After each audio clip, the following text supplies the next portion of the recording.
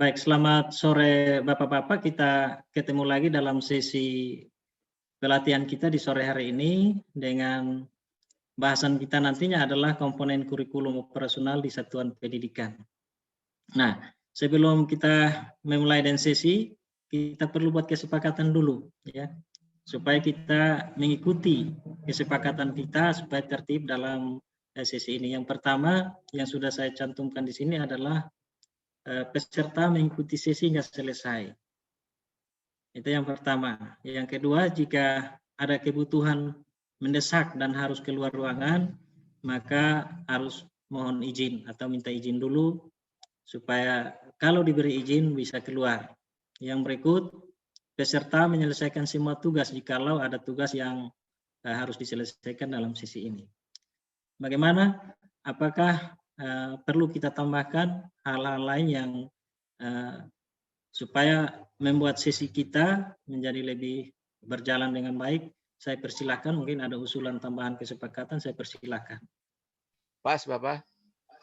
Pas sudah. Ya, ya. Kalau sudah pas, mari kita lanjutkan. Ya.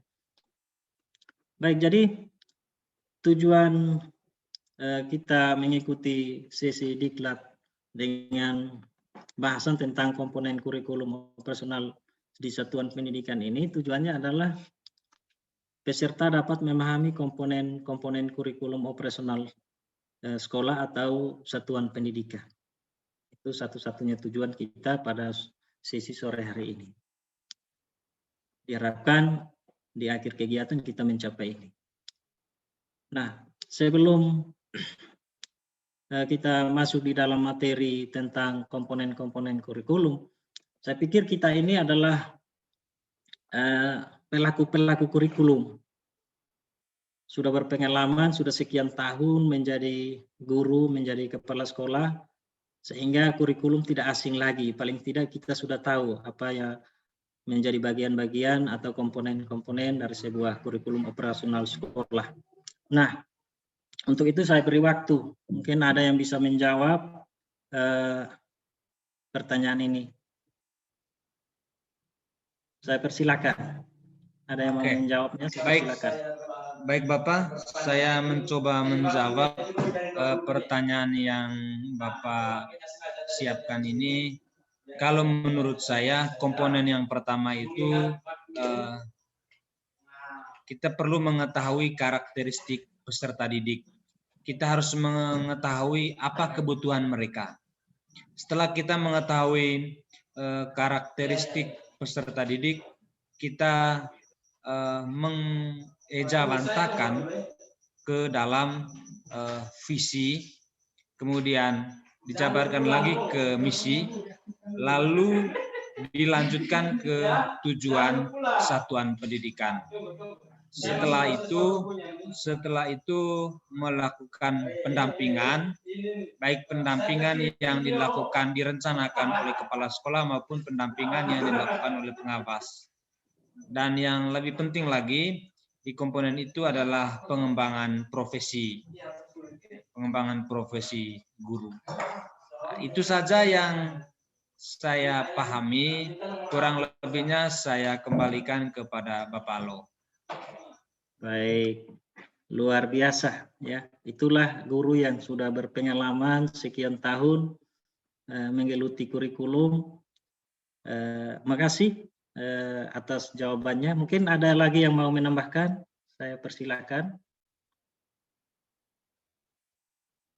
Ya, baik. Kalau tidak ada, mari kita lanjutkan.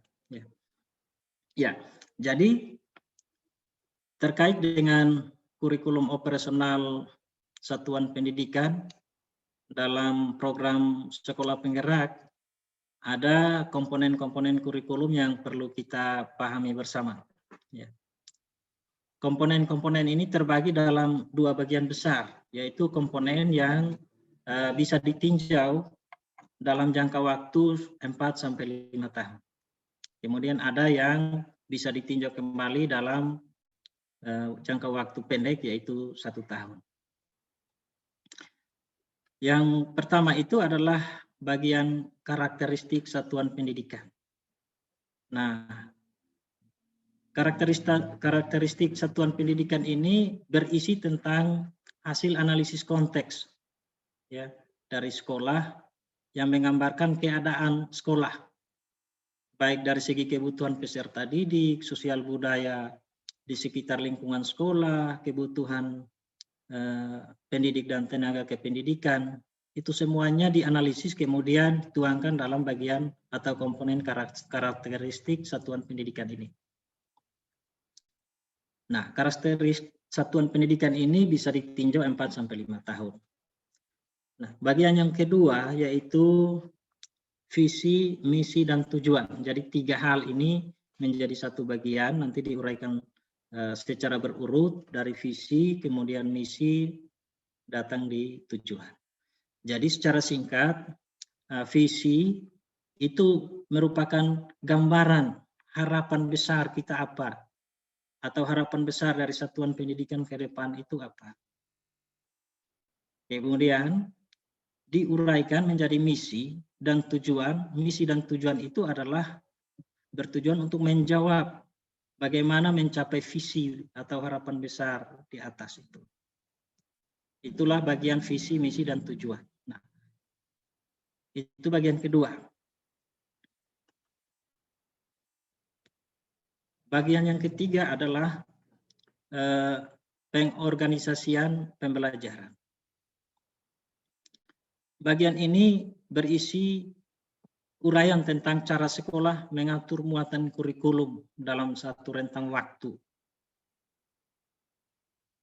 Kemudian cara sekolah mengelola pembelajaran untuk mencapai capaian pembelajaran maupun profil pelajar Pancasila. Uraian-uraiannya apa? Dan kemudian itu diuraikan di dalam kegiatan intrakurikuler, proyek penguatan profil pelajar Pancasila maupun kegiatan ekstrakurikuler. Itu ada di bagian pengorganisasian pembelajaran. Nah, bagian ini bisa diubah setiap tahun. Kalau yang tadi karakteristik dan visi misi itu 4 atau 5 tahun baru bisa diubah. Bagian selanjutnya adalah rencana pembelajaran. Rencana pembelajaran ini menggambarkan rencana pembelajaran selama 1 tahun ajaran. Berisi alur pembelajaran selama 1 tahun dan itu termuat di dalam bagian rencana pembelajaran ini.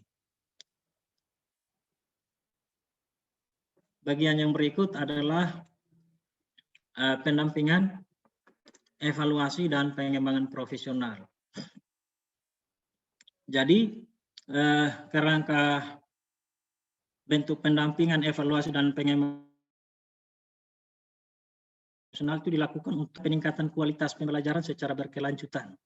Ya, untuk bagaimana merumuskan isi dari bagian pendampingan, evaluasi, dan pengembangan profesional ini, dalam merumuskannya itu nanti kita akan bahas di sesi khusus, ya, di sesi khusus dengan topik pendampingan, evaluasi, dan pengembangan profesional. Nanti ini kita harus berkolaborasi dengan Bapak pengawas, masukan dari stakeholder sekolah lainnya untuk kita rancang ini. Tapi ini nanti di sisi lain tidak dibahas. Kita di sini saya hanya menyampaikan garis-garis besarnya saja.